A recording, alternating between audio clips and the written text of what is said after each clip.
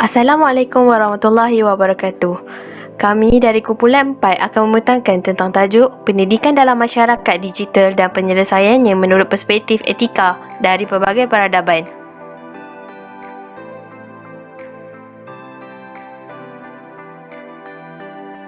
Pertama sekali, saya ingin memperkenalkan ahli kumpulan kami iaitu saya, Raja Nur Syahidah binti Raja Azman, Nurul Najmi Nabila binti Nur Izhar, Suziatul Asyiki binti Hashim, Siti Zuri Nurain binti Muhammad Zapni dan juga Putri Fizulia binti Azilan. Saya, Raja Nur Syahidah binti Raja Azman, akan memberikan pengenalan tentang tajuk yang diberikan kepada kumpulan kami. Media sosial adalah salah satu media dalam talian di era digital yang membolehkan pengguna mengambil bahagian dalam mewujudkan dunia mereka sendiri. Media sosial kini sudah menjadi keperluan utama kepada masyarakat moden, tidak mengira usia, dari kanak-kanak hingga dewasa. Media sosial seperti Facebook, Twitter, blog, vlog, YouTube, WhatsApp, Instagram, email dan juga aplikasi lain telah menjadi komunikasi digital yang begitu global sehingga ia seolah-olah menjadi rumah kedua mereka di mana semua aduan diluahkan di media sosial. Seterusnya adalah pendidikan. Pendidikan adalah elemen yang penting untuk membezakan tahap pemikiran manusia sama ada yang jahil maupun yang bijaksana. Pendidikan anak-anak dalam keluarga merangkumi semua aspek dan melibatkan semua ahli keluarga bermula daripada bapa, ibu dan anak-anak. Tetapi yang lebih penting adalah pendidikan mesti diberikan oleh ibu bapa dan anak-anak mereka. Anak bukan hanya mereka yang lahir daripada tulang sulbi atau hanya keturunan, namun termasuk anak-anak semua umat Islam di mana-mana, semuanya berada termasuk generasi orang yang menjadi harapan kita untuk dapat mengembalikan perpaduan rakyat secara keseluruhan. Mendidik anak-anak di era milenium memerlukan usaha yang ekstra jika dibandingkan dengan dekad yang lalu. Perkembangan dunia digital bukan hanya mengenai pemberian kemudahan, tetapi juga dapat mewujudkan jurang antara ibu bapa dan juga anak-anak. Seterusnya, pendidikan boleh ditafsirkan sebagai proses memperoleh pengetahuan untuk menolong manusia berfikir secara rasional dan menambah baik bagi kemudahan manusia sejagat. Setiap manusia pasti ingin mendapatkan pendidikan yang memungkinkan mereka mendapat diploma dan sijil untuk bekerja setelah tamat pembelajaran. Jika dilihat dari perspektif lain, pendidikan dapat dibahagikan kepada dua, iaitu pendidikan jarak dekat dan juga pendidikan jarak jauh. Pendidikan jarak jauh adalah teknik pembelajaran lisan di mana tenaga pengajar iaitu cikgu ataupun pensyarah tidak saling berhadapan dengan pelajar. Sistem ini menggunakan media sosial sebagai platform untuk mengaplikasikannya. Dalam konteks ini, rangkaian sosial seperti internet berperanan penting dalam mengekalkan sistem di mana ia membolehkan pelajar berdikari dan tidak hanya bergantung kepada tenaga pengajar untuk memperoleh sesuatu pengetahuan. Selain itu, sistem ini turut menjadi perangsang hubungan komunikasi antara pelajar dan juga tenaga pengajar kerana dapat berinteraksi di mana sahaja mereka berada, sebagai contoh di WhatsApp dan juga di email.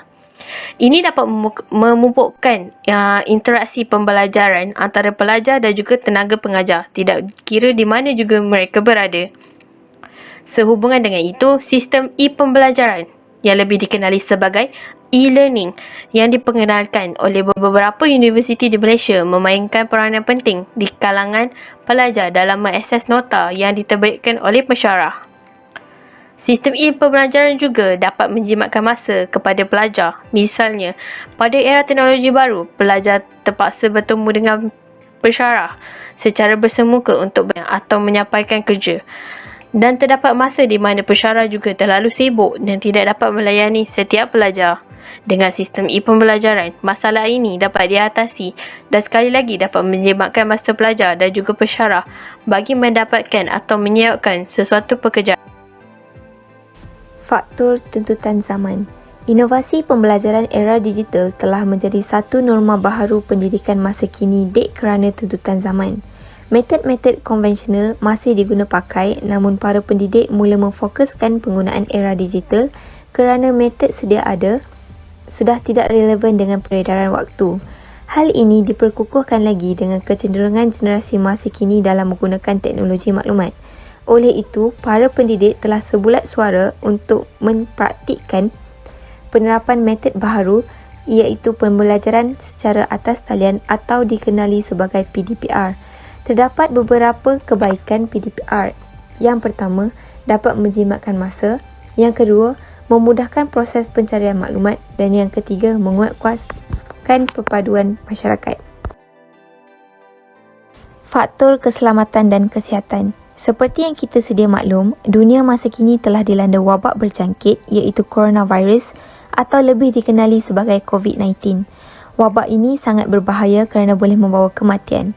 Oleh itu, Kementerian Pelajaran Malaysia telah mengambil pendekatan untuk meneruskan proses pengajaran dan pembelajaran secara atas talian bagi kesemua jenis institusi untuk memastikan keselamatan dan kesihatan para pendidik dan pelajar selaras dengan seruan kerajaan untuk bersama-sama stay safe dan stay at home. Dalam masa yang sama, para pendidik dan pelajar dapat memperkasakan teknik penggunaan teknologi maklumat dengan penerapan PDPR sekaligus melahirkan masyarakat yang berdaya saing. Faktor keperluan. Penerapan penggunaan era digital amat penting bagi pelajar yang meneruskan pembelajaran jarak jauh atau lebih dikenali sebagai PJJ. Hal ini adalah kerana individu-individu ini mempunyai banyak komitmen, misalnya komitmen kerja dan keluarga. Model pendidikan jarak jauh telah diguna pakai sejak tahun 1883, namun para pelajar dikehendaki untuk pulang ke kampus dalam masa tertentu bagi menghadiri kuliah. Oleh itu, konsep PJJ telah diolah semula dan diguna pakai untuk meneruskan kelangsungan kuliah kepada pelajar terlibat dengan menggunakan metod terkini iaitu pembelajaran secara atas talian PDPR. Dengan ini, para pelajar hanya perlu mengakses medium digital seperti Google Meet dan Webex untuk menghadiri kuliah. Terdapat beberapa kebaikan mempraktikkan metod baharu iaitu yang pertama dapat menjimatkan kos, yang kedua menjimatkan masa dan tenaga dan terakhir sekali keselamatan para pelajar lebih terjamin. Pada zaman kini, tidak dapat disangkal lagi bahawa teknologi dan internet merupakan antara perkara yang penting dalam kehidupan manusia, sedar ataupun tidak. Di mana sahaja kita berada, jaringan internet tidak pernah terputus.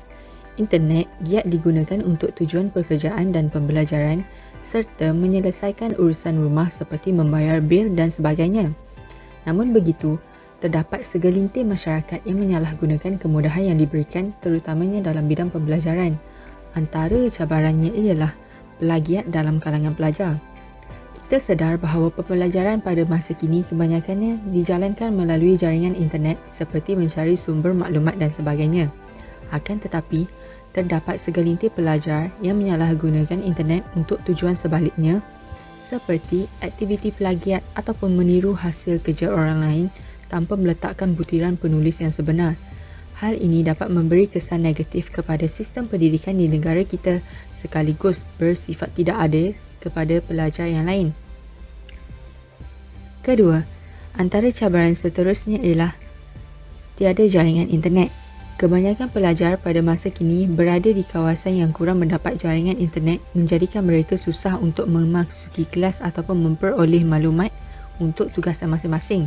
Sebagai contoh, kebanyakan sistem pendidikan pada masa kini dijalankan secara atas talian ataupun digital.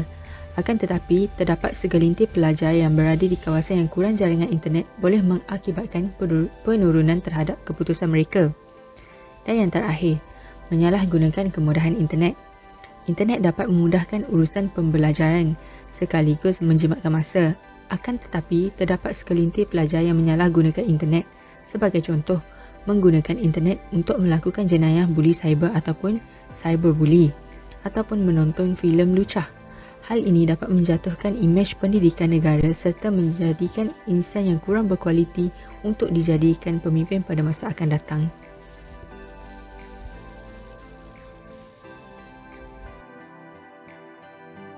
Saya Ashikin akan menerangkan tentang penyelesaian tentang cabaran yang telah Ain terangkan.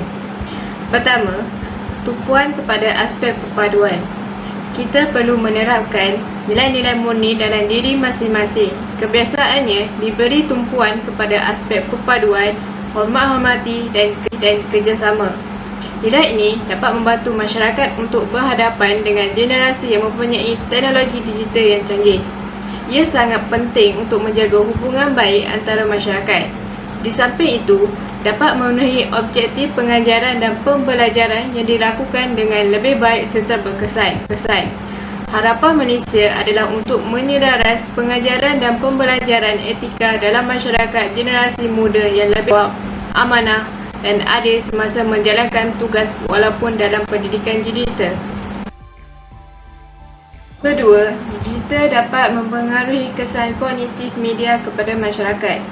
Ini menunjukkan bahawa media massa amat mempengaruhi masyarakat dalam alam digital seperti dapat mencari maklumat tentang ekonomi, politik, budaya, agama, keamanan ataupun isu-isu semasa di luar negara maupun dalam negara. Sebagai contoh, masyarakat dapat melihat sebarang kempen yang dilakukan oleh pihak kerajaan, swasta maupun pihak NGO seperti kempen Kita Semula, kempen memupuk perpaduan antar kaum ataupun lain-lain lagi. Semua kaum, budaya dan agama dapat melihat dan tiada halangan untuk mengikutnya.